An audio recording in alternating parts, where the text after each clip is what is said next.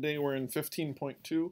We're doing angles of inscribed quadrilaterals, and it's actually a really pretty simple. We'll keep it short and sweet if I can. Um, Basically, the whole lesson boils down to this inscribed quadrilateral theorem that says that if a quadrilateral is inscribed in a circle, then the opposite angles are supplementary. So the example they give here is that we have quadrilateral ABCD, right? A quadrilateral being four sides. They don't necessarily have to be equal like a parallelogram or something, but they may be. So if this angle is 95 and this one's 60, then this one's 85 and this one's 120 respectively, right? The opposite sides are supplementary, or they add up to 180. So we can do a proof of this theorem here, and we could, yeah, we'll do just a whole proof of this. So we have to prove that A and C are supplementary and B and D are supplementary. And really, what they're talking about here is the first step is to notice that arc BCD here, and DAB. So I'll do BCD in red. Yep, and then we'll try this one in blue. Arc DAB, right? That forms the whole circle. There's nothing left. So therefore, if we were to add those two arcs together, the total number of degrees is 360. It also has here that angle A is an inscribed angle, right? You see angle A there. And the arc that angle A makes is this red arc, right? So arc BCD. Okay. The other angle that makes the other arc is angle C, which makes arc DAB. And since we know they're inscribed angles, we can actually come up with each angle we know is 1/2 of the arc measurements, right? So 1/2 of the arc, respective arcs. So this applies to both angles, or simply 1/2 of the arc measurements. And then finally, we can say that since the measure of angle A plus the measure of angle C, we just can take that and we can substitute in what these two angles are, right? 1/2 of the arcs, 1/2 of the two arcs. We can undistribute, right? So we're basically taking this 1/2 and then putting these two terms together. And we know what this value is, right? We know what these two arcs added together are. That's 360. So therefore, this whole thing, sorry, I'll extend a little bit. This whole thing is equal to 1/2 of 360, or 180 degrees. In order for angle A and angle C to equal 180 degrees, they have to be inscribed in this circle. Note here, this also applies to angle D and angle B. That same sort of proof or logic. What must be true about a parallelogram that is inscribed in a circle? So in this case, it's not just any quadrilateral, it's a parallelogram. And you can recall parallelograms. Oops, I was supposed to draw one there. Nope, didn't see that. I'll draw a tiny one. Parallelogram. Right, what's true about parallelograms? Opposite angles are congruent.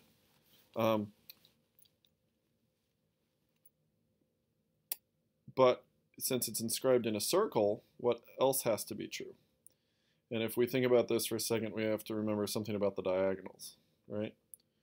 There isn't in just a regular old parallelogram, there isn't anything true about diagonals, but there are some parallelograms where we can make statements about the diagonals. And since this is inscribed in a circle, what has to be true about those diagonals? Well, the diagonals have to be equal, right?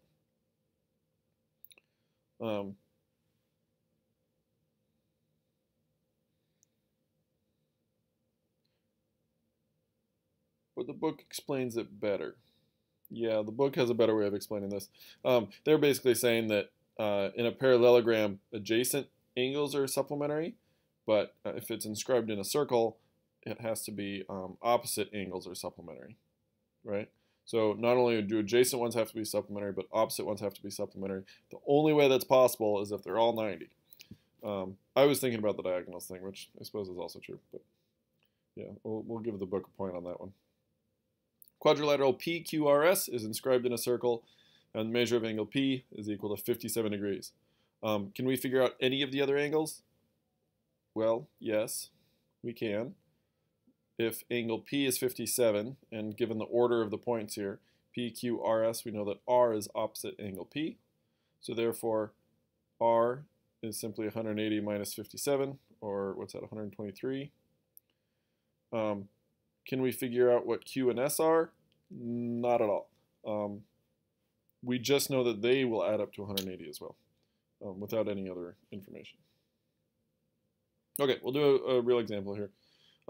We have JKLM, JKLM. You can tell it's going to be an easy lesson because they throw algebra in. They only do this on the relatively easy ones because they need to make it harder. We only have an expression for 3 of the sides, right? We have J, K, and L. We don't have anything for M. Therefore, our first equation, right?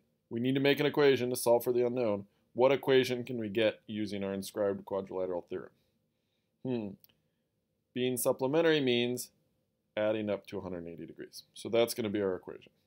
What 2 things added up equal 180 degrees? Well, M and K, but we don't have anything for angle M. So we'll have to use J and L. So J and L equal 180. Then we can plug in our known values for J and L. 39 plus 7x and 6x minus 15. The parentheses here we don't have to worry about because it's all addition and subtraction, so we can get rid of those. And then we can just combine like terms. So we have 39 and negative 15, and then we have 7x and 6x. Gives us 13 and 24. Move the 24 over here with subtraction. And then finally divide both sides by 13. Gives us 12. Cool. Are we done yet? No. We have to plug these values back in order to, well, okay, we found the value of x, but now to find the measure of each angle, we need to plug these back in. I'll let you guys do that. You should be able to figure out, if you know what x is, you should be able to figure out these 3. And then how do you solve for the 4th one? Well, you can either take 360 and subtract all of them, or 180 and subtract angle k. Either way should work. But when you're all done, go down a little further. I'll just leave those blank. You should get values like this. Boop, of 123, 57, 80, and 100. Okay. Go ahead and try number 5. I'll pause here. So pause.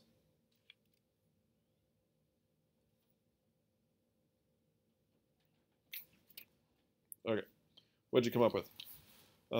It should be something similar to this, where we have 3 angles here with an angle Z.